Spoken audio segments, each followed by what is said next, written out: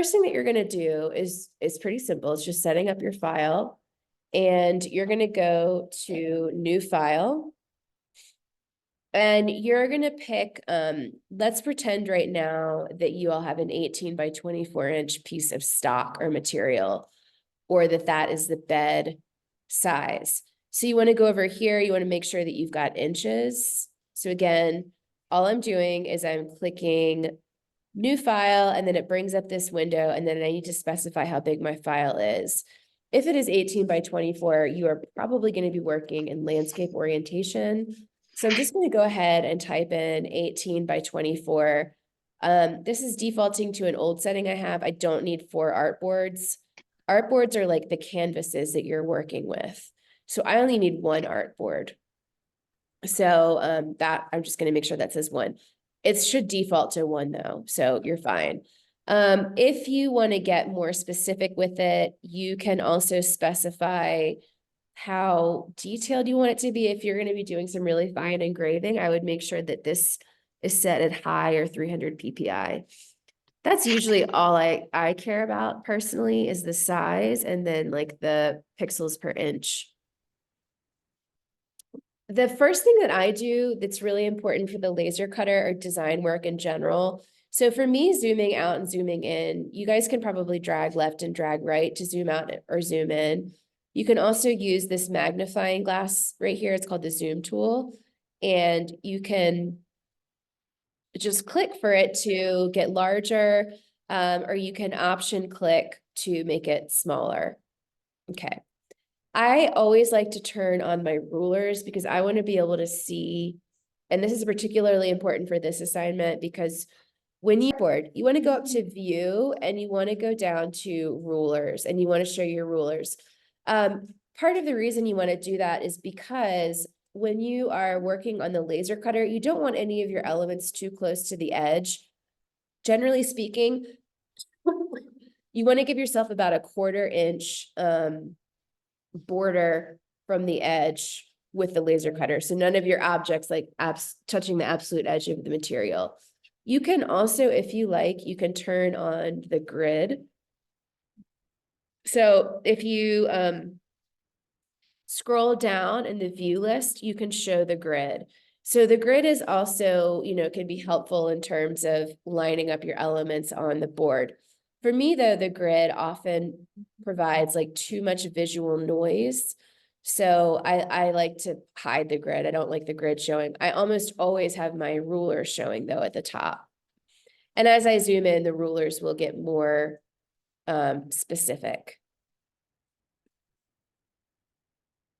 Okay. All right, so that is the first thing. Now, the second thing that we're going to talk about is what the different tools do. So you turn on your, you can view your rulers. If you need to view your grid, you can view your grid. Then there's another thing that's called guides. So what I want everyone to do is turn on your rulers, go to view and turn your rulers on. And then I want you to click on the left-hand ruler, click and drag. When you click and drag from the left-hand side, you'll get something that's called a guide, or you can click and drag from the top for a horizontal guide. These are really nice for marking the edges of things. So if you need to, for example, let's say I want to make sure that I don't have any elements that are too close to the edge, and I want to give myself about a 1/4 inch here and here. Then I have a visual guide. This guide is not going to show up. It's not, the laser cutter is not going to see this guide. If you're doing, like a logo or something, it's not going to show up in your print document. It only exists in digital space, and it only exists as a visual guide. That's it. So that's why guides are really nice, because they can, help you mark where things are without actually becoming a permanent part of your document.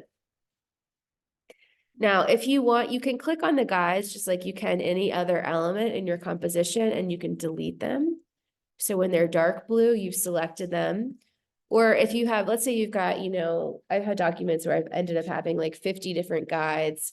And if you need them all to disappear, you can either hide them, or you can just clear them and they'll all go away. So again, we set up our document. We made sure that it was 24 inches by 18 inches tall. We're using unit of inches because that's how the laser cutter thinks. Then we did view and we made sure that our rulers were on. How are you doing? Oh, there we go. Finally, Jesus, like a century later. Okay. We made sure that our rulers were on. Once we have our rulers on, then we can click and drag and click and drag. And we can continue to click on these guides and move them around. We can highlight them and delete them, or we can go up to view and clear guides. You can also scroll down and turn on your grid. Your grid is going to default to one line for, should default to one line for every inch, but that does not look like it's what it's doing here. So I need to go mess around with my preferences because something is up. Yeah, so this is weird. My guides right now, my grid line is every 1.2 inches. So I'm just going to put it as every 1 inch. I don't know why that happened. But again, that was Illustrator preferences, guides and grid. And then I just specified it. Maybe I was doing something where I needed it at 1.2 inches. That seems weird though. And now I've got it at every 1 inch. Okay. Yeah, that's a good idea to share a monitor for right now. Sorry, you guys. Okay. Alrighty, so let's hide my grid. All right, so let's get into designing stuff. So I've talked about zooming in and out. Here you go. You can hold down Option until you get a minus sign and you can zoom out. You may also be able to do this with your mouse or your mouse wheel. If you click the little hand, you can drag things around like that. That's nice. You can also change the size of your artboard, or you can create other artboards. So a lot of times students get into this and they forget they're in here and they start drawing artboards like all over the place or moving them all around. Just be very careful with that. So, and like, I'm not gonna be able to delete this artboard until I go back into the artboard tool, but you can change it. Like maybe you realize that you need your composition to actually be 26 inches. Then you can make it 26 inches. And actually I did that a really dumb way. It would be much easier for me to go over here and say 26 by 18 and then hit enter. And then I know it's precise, but I don't want that. I want 24. So there you go. And actually I'm going to Command Z out of that because I want it centered at 0. Okay. So that is your artboard. One of the most important commands that you are going to do is the undo command. And this is what makes digital designing so magical. For me, at least, being a perfectionist, I like the mental security, spiritual security of knowing I can design something, and if I don't like it, I can undo it. Does anyone have any guesses on how you undo stuff? You Command Z. So when I first did one of the first videos that I recorded, I didn't specify that I was Command Z-ing things. So if you draw something that you don't like, boop, boop, boop, boop, boop, boop, boop, boop, boop. Here we go. You know, ooh, I hate that shape. Yuck, yuck, yuck. I can just Command Z my way back to where I was before. So that's really important. Okay, we are going to go through several different tools that will be instructive for you, and then I'm going to let you all play. And actually, probably what I'll do is I'll have you do the violin exercise, which is a really good one. Excuse me. Whoa. All right, first thing that we're going to do, we are going to draw some shapes.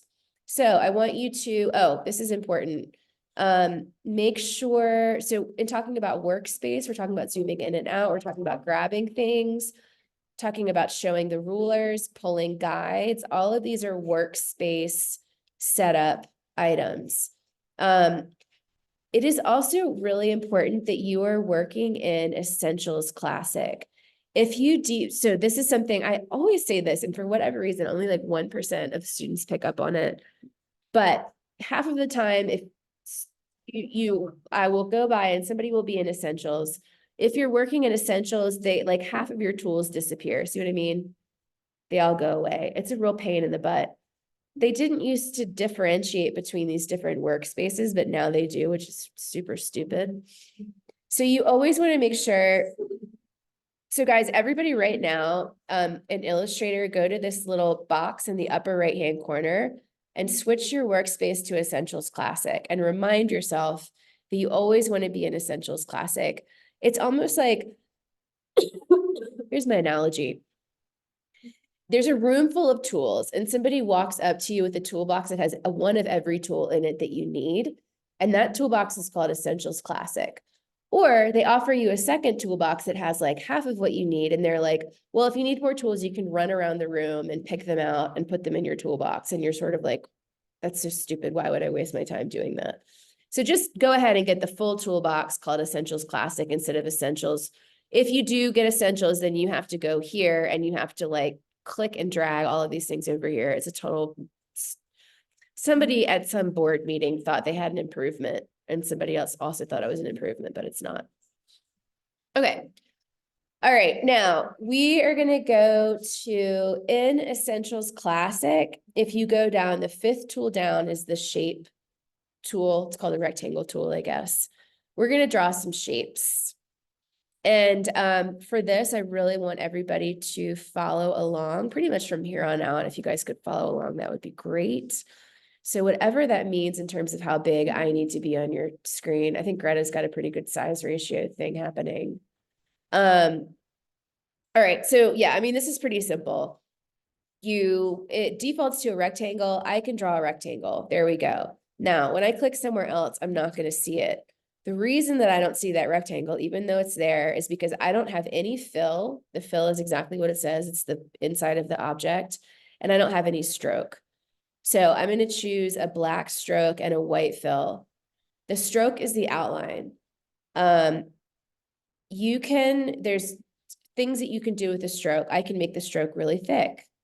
Now, you'll notice when I'm making the stroke really thick, it is adding volume to this line on both sides of the center. Okay, there are ways to change that though. That's a 58-point stroke, so that is really pretty thick. I can also double click on my stroke and I can change the color. So I can make it any color that I want. Of course, the laser cutter doesn't think in color, so it doesn't really matter, but just FYI, you know, as you're designing, you might need to bookmark some elements, and the way that you do that is you make them red. So color can be a useful tool for keeping track of things, even if it's not going to end up in your final document.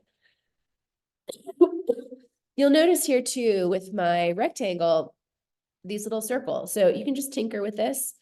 If you click on these little circles and you pull them in, it'll round the corners till eventually you have something that looks like a pill shape. So this is a newer feature, just a way of rounding your corners. Okay, you can switch your fill and your stroke. So now I've got a white stroke and a pink fill. You can double click on your fill and you can pick any other color that is interesting to you.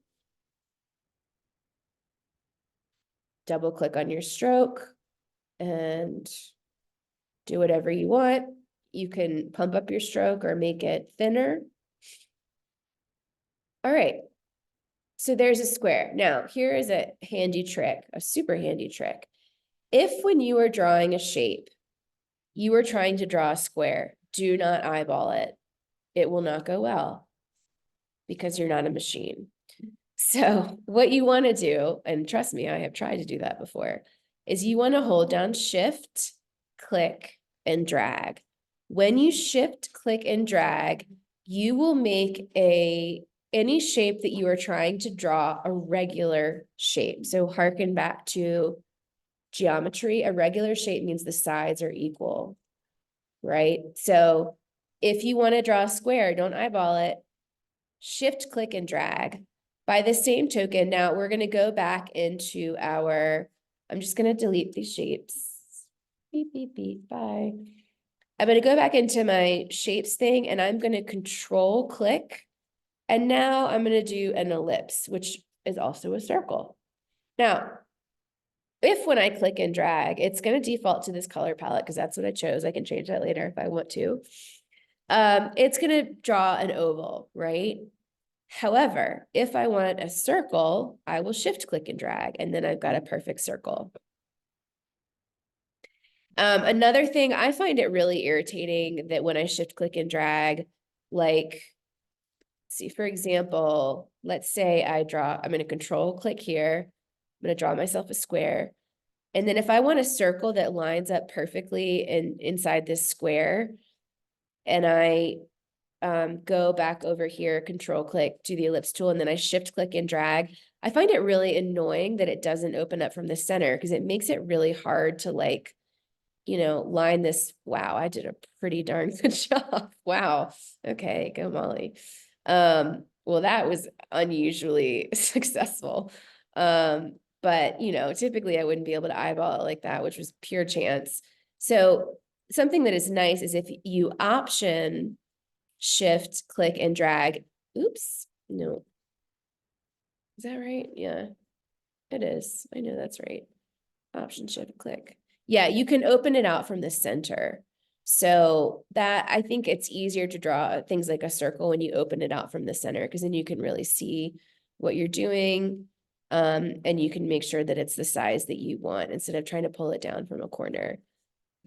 All right, there are other shapes in here as well. So let's control click. You can do a polygon. When you do a polygon, if you click once in your space, you have to only click once. It will bring up a dialog box that will not only tell you what the size of the thing is, not the size, not the diameter, but the radius. But you can also, like, if you want a triangle, you can tell it you only want 3 sides, and there you go. And it's going to default to a regular shape. If you tell it you want, I don't know, a 9-sided shape that's kind of almost like a circle, there you go. You can click once, you can tell it that you want it to be a lot bigger than that. So you want it to be 5 inches, and there's a big one. So yeah, that's your polygon shape. So essentially that, you guys, the polygon shape is how you're going to draw a triangle.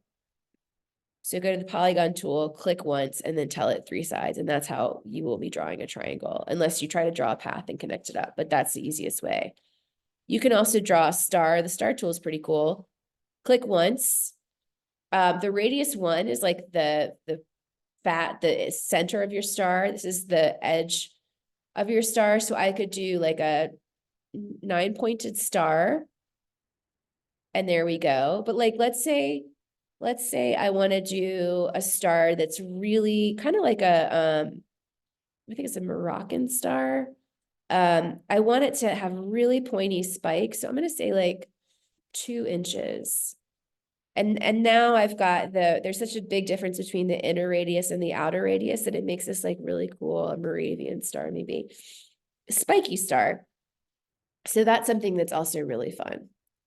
All right, guys. So that is the shape tool. Now, again, if I want a purple or hot pink star and I don't want it to have any outline, then there we go. If over here you choose this like kind of warning none bar, I mean, it's literally what it does. It turns it into nothing. You can't see it, the fill. I could switch the fill and oops, the outline. Nothing is happening with the star because I didn't have it selected. So now I can switch it. And now you see that, which is a lot of fun. Okay, cool. All righty, I'm gonna select all of these and delete them. Now we're going to talk about, the next thing that we're going to talk about is we're going to talk about selection, and we're going to talk about the difference between the selection tool and the direct selection tool. And this is hugely important. So we're going to talk about that. We're going to talk about aligning elements. We're going to talk about the pen and the pencil tool, slicing things, the text tool, and joining and cutting shapes, and then we'll be done. And then I'll let you guys work for a little bit. So here we go. I've got a excuse me, rectangle, square, actually. There it is. Give it a fill. Okay, you guys can also do things like play with the opacity over here. So if I click on the opacity, I can lower it. So maybe I make it like 60%. And then I'm going to copy this. There's 2 things you can do, Control C, Control V. Or a kind of a nicer way to do it is just Option click and drag, and you'll get another one. So that's always a nice thing to do.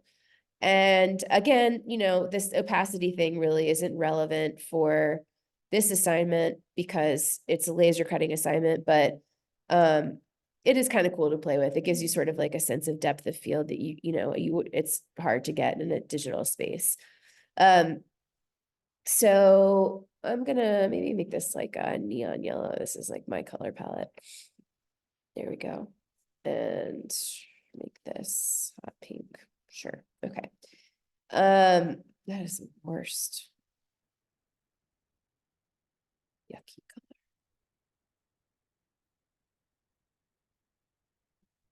You can also, I mean, I do this sometimes. I go up to file and I go to document color mode and I select RGB because I don't work a lot in print, and RGB, you might have noticed that it's just a little bit brighter. It's a little bit less dull.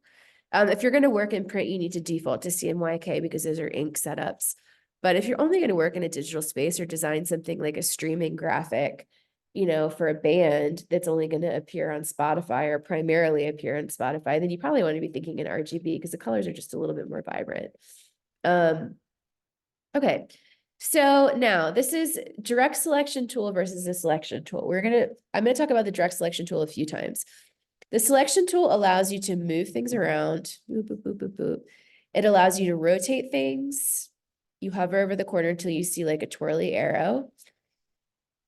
It allows you to grab and resize. If you hold shift while you resize, it will keep it proportional. So if you have a square, it will stay a square. If you have a rectangle that has a ratio of, the length is 3 times the width, no matter how you resize it, the length will always be 3 times the width, as long as you hold shift. You don't hold shift, things can get hairy unless you want to, warp or distort things. If you want to rotate things, this is another the shift, I would say Command Z and holding down shift are 2 of the most helpful commands here. If you only want to rotate this in even increments, you can hold down shift as you're rotating and it will rotate it in increments of 45 degrees. So that is something that is very, very helpful. Don't try to eyeball that. If you need to turn it like 45 degrees, then that is how you do it. There may be, I'll have to look into this, but there may be a way to even specify that you want it to do like 15 degrees instead of 45, because 45 is a pretty big chunk. Okay, black arrow, move, make bigger or smaller, distort, rotate. Hold down, rotate freehand, hold down shift and rotate, and you get regular rotation. Hold down shift and resize, stays proportional. That is what the black arrow does. All right, now by contrast, the direct selection tool will allow you, like, let's say I'm looking at this and I want to, first I want to rotate it 45 degrees, but then I want to make it more of like a diamond shape. Maybe I'm trying to make like an ice cream cone. And this is how, I'm so sorry, it's such a gross sound. This is how I'm choosing to do it. Alrighty. So when you choose the direct selection tool, you will see what are called anchor points. You cannot do this with the black arrow. I just call it black arrow, white arrow, but it's direct selection tool. It's called the direct selection tool because you can directly select any one of these points. What you have to do is you have to double click on it and then you can stretch it out. If I hold down shift while I'm stretching it out, then it will snap to these. Oh, go away. This Zoom link might end, at which point I will have to post another one because I don't have my school Zoom thing on. If you hold down shift, then it will go straight up and down like that. Okay. So you can do, you could make this kind of like Star Trek looking trident, for example. You could, now once you double clicked on one, you can single click on the others and you can move them all around. So it's kind of a cool feature. All right, so again, that is the difference between the direct selection tool and the selection tool. I also want to show you the stroke menu really quickly. So if you zoom in on this, you'll notice that these are really pointed, but maybe you don't want them as pointed. There's something that's called human factors, and Apple makes a very good use of human factors. The thing is, generally speaking, did that just work? That was odd. Huh. Corner. That's why. Excuse me. Human factors are, when we look at things, our brain is acting as though we are touching them.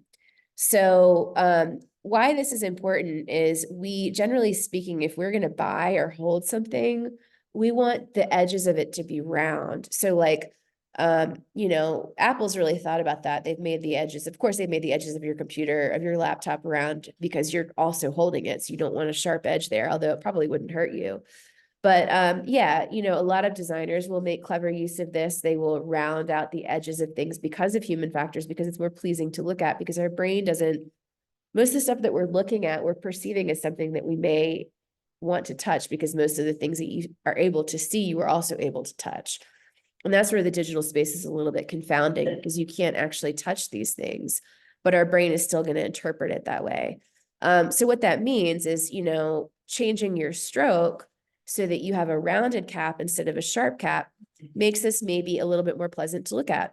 By the same token, you might want this really pointy, sharp feeling that might elicit some kind of emotion in you that's important for your composition. Like you might really want it to have a feeling of like shards or piercing. So manipulating your stroke is one way to do that. Okay. So yeah, we talked about your, I'm going to see if I can wrap this up in 7 minutes. I don't think I can. No, there's no way I can. I'll have to post another link in a second. Okay, so yeah, we talked about the direct selection tool, the selection tool. We have talked briefly about copying things, Control C, Control V. And if you just keep doing V, you'll just get a bunch. Boop, boop, boop, boop, boop, like that. There we go. Okay. Now, I am going to draw a series of shapes. Okay, now let's talk about selecting things. So stop.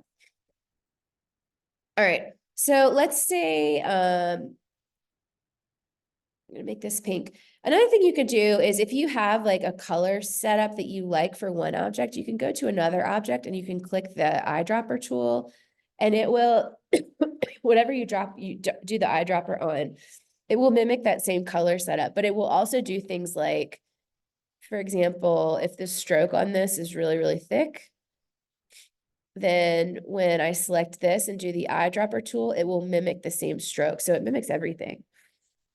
So it won't just do colors. You can also go to your stroke over here, and you can, if you want your stroke to like really eat into the object, you can have it default to the inside, or if you don't want it to touch if you want the inside of your object to stay the same size and you're messing with the stroke, it could get really frustrating because this is getting smaller. But if you align the stroke to the outside, then the inside will stay the same and the frame will change. So that's something that's really nice. Again, if I select this and then I use my eyedropper tool, now the stroke will default to the outside. Okay, so speaking of selection, if you want to select everything, just drag a box around it. And now you can move these things around. Boop, boop, boop. If you only want to select a few though, like maybe to delete them because you don't like them, you can hold down Shift and click. Click, Shift, click. Maybe you want to delete, maybe these are overlapping in such a way that you only want to select that one, but it's, you could do it like that, but maybe it's like this and you're like, so you can do that, Shift click, and now you can delete all of these, for example. So Shift click is a way to select these things. Alrighty, the next thing that we're gonna do, so we've talked about your selection tool, your direct selection tool. I'm just gonna have you mess around with the pencil tool. So if you control click here, I don't know why it defaults to the shaper tool. Stupid. Pencil tool is just a much handier thing. Pencil tool just does exactly what it says. I believe the more slowly you draw, the more detail you may get. But yeah, you can just draw, whatever shape you want. All right, when you're working with the pencil tool, you'll see that little circle, and that means it's getting ready to close out the path. That's nice because then you can fill in some color.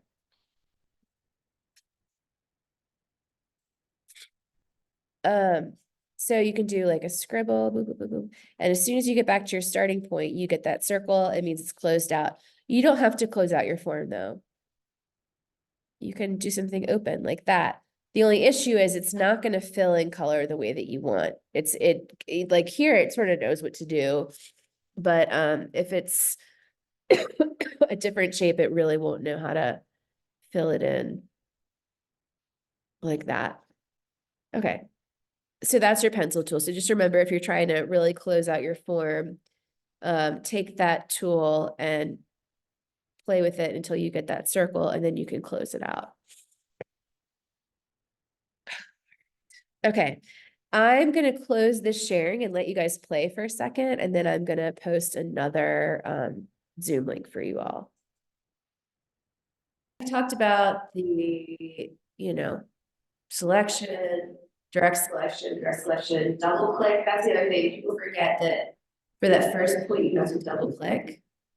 So make sure that you double click the first point in order to be able to move stuff around. And if you wanted to rotate this, you would go to your black arrow, your selection tool. Okay, now what we're going to talk about is we're going to talk about grouping, aligning, and spacing things. So let's say you're doing like a flag or something along those lines. The first thing I'm going to do is I'm going to draw a star. So I'm going to control click. And here we go. Let's make this like a bright red. Okay. I'm just gonna copy this star. So you can do Control C, Control V, or you can do, let's see, hopefully it's recording my voice. I make this other star blue. So here we go, blue. Okay, or you can option click. So if I option click and drag, that's another way for me to copy. And what I want to do is kind of maybe like a 1950s like firecracker box kind of feel. But the issue is I'm trying to line these up all by eye, and they're like, it's difficult to do anything by eye right here. What I really want in my design is I actually really want this to sort of fill up the page. So I'm actually going to select all of these and I'm going to resize them, hold down shift, resize them proportionally, because I think I want more stars. So option click. Okay. Yeah, that's okay. All right, I'm going to take this one and this one. First thing that I want to do is I want to make sure that these are all like along the same line, like they line up to the bottom. So, I mean, I guess you could draw a guide. You could drag a guide down if you wanted to, like that. You can already see that these two aren't lined up, even though I thought I had done a good job of that. But that's still a pain in the butt to like figure it out, and you still might be a little bit off. So instead, I'm going to use this really handy tool called the Align tool. Now, the first thing that I'm going to do is I'm going to select all of my stars, and I'm going to go over here to the Align palette. This is another, so Command Z, Shift, and Align palette are your super best friends in this program. And I'm gonna, because they're all the same form, it doesn't really matter if I align them by the top or the bottom, it's the same difference. I'm gonna align them by the bottom. And now they're all in a row. Now, again, I have to, if I just select this and then I go align bottom, it's gonna align it to the bottom of the artboard because it doesn't have anything to align it against. So you need to select all of the things that you want to align. Oh, by the way, that will happen. Just click escape. So if your artboard goes crooked, click escape. And then align to the bottom, or by the same token, you could align to the top because it's the same shape. So I guess align to the bottom will just move it down a little bit.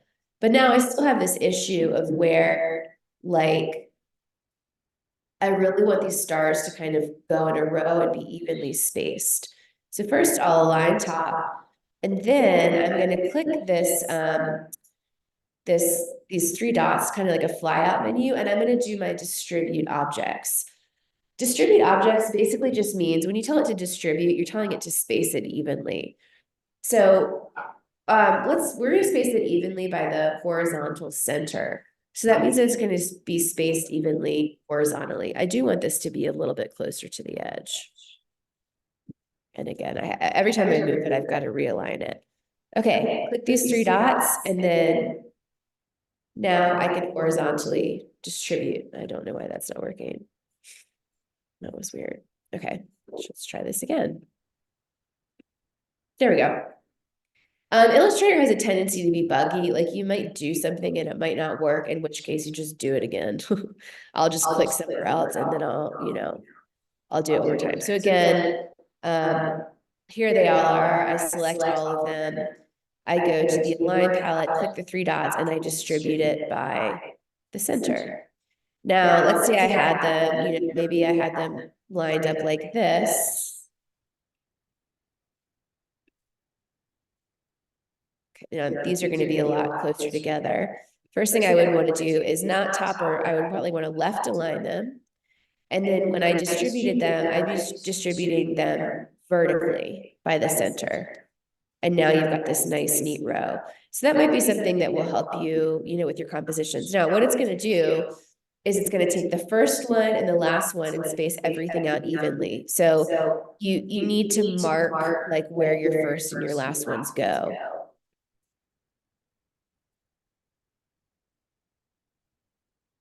No, that was weird. Okay. So I guess they need to kind of all be in a row before you start doing that. It did something really strange. Alrighty. So that is the align and distribute. Again, super helpful. Okay. Alrighty. Now you can also, let's say you've got all of these and you always, now that you've got these all nice and spaced exactly how you always want them to move as a group. That's where you're going to group them. So there's a couple different ways you can do it. You can select them all and control click and then click group. You can Command G, or you can just go up here to object and click group. It's grayed out because I've already grouped them. You can always ungroup them after you group them. So now that they're grouped, if I do option click and drag, it's dragging that entire group because it's thinking of these as one entity.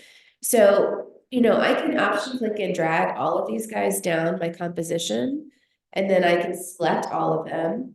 I can left align, and then I can vertically distribute. And now I've got this kind of pattern. It's a really simple way of creating a regular pattern. Now these are still grouped by row, but if I wanted to, I could select all of them and then Command G, and now they're one thing that I could move around like this. So those are some really important like workspace alignment features. It's aligning, distributing, and grouping and ungrouping. So if I want to go back and I'm like, oh man, these are all grouped together, I can ungroup them. First, it's going to default to rows, but then I can ungroup my rows as well. So it'll just kind of like slowly go back and sort of unnest your groupings. Okay. Alrighty, we might have to save some stuff for the next class, but hopefully we'll see how we go. What else? So aligning, distributing, grouping. Okay, actually, I think we've only got a couple more things left to go. Alrighty, so now the next thing that I'm going to do is we're going to do an exercise where we create a letter for donuts. Yeah, that's what we're going to do. And for this, we're going to use something called the shape tool, and then we're also going to go over here. We're going to use the Pathfinder tool. Oh, we also need to do offset path too. Okay, so that we'll use that for Bob's Donuts. All right, so the first thing I want to do is I want to create a really blobby B. So I'm going to hold down, Shift. I'm going to go to my ellipse tool. I'm going to hold down Shift. We also need to do the pen tool. And this, because it's a donut, I want it to have kind of a donut color palette. So we'll do a light pink, maybe up the stroke. And then I'm going to option click, bring this down. This is my B. And then I'm going to go over here. I'm going to do a rounded rectangle and do that. Yeah, that's fine. I'm going to take this part of B and the rounded rectangle, rounded rectangle, this circle, and I'm going to top align them. And then I'm going to take this one up, and then I'm going to group them. Let's do that. Command G, they're grouped. Then I'm gonna take this one, and I'm gonna bottom align them. And because I've grouped them, it means that the alignment here won't change. I'm actually gonna ungroup these because I want to stretch this out to get rid of that little divot up there.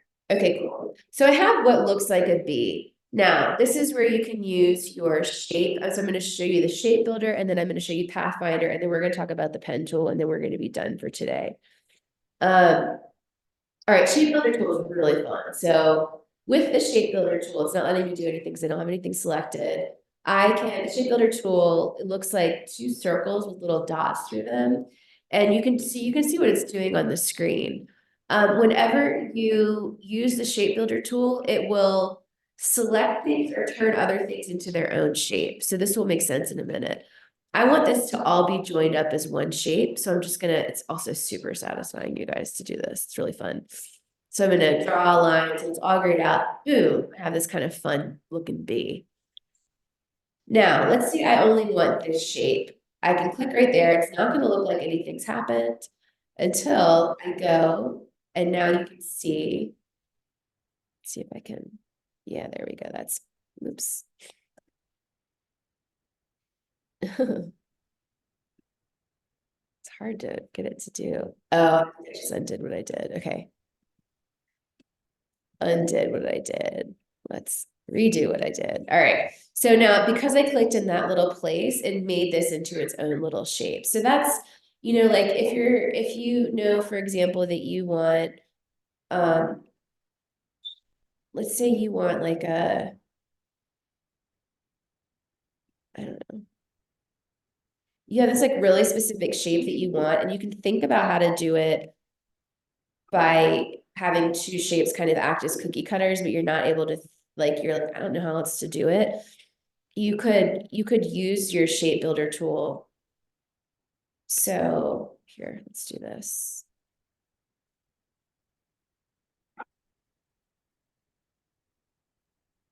Yeah, so the shape builder tool is really handy for creating kind of interesting looking, still not what I want here.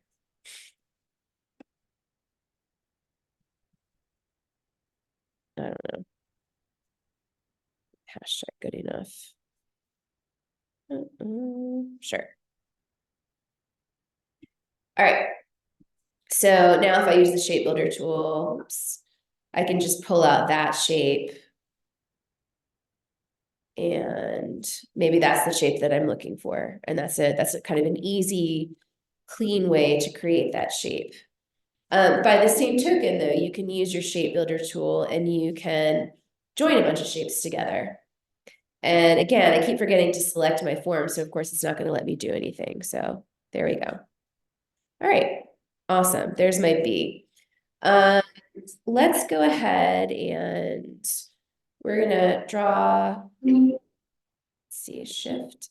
I'm going to give myself some, something that makes it look more like a B here. All right. Option, click and drag. And I just want to make sure that looks pretty good. Maybe that could go up a little bit higher, sure.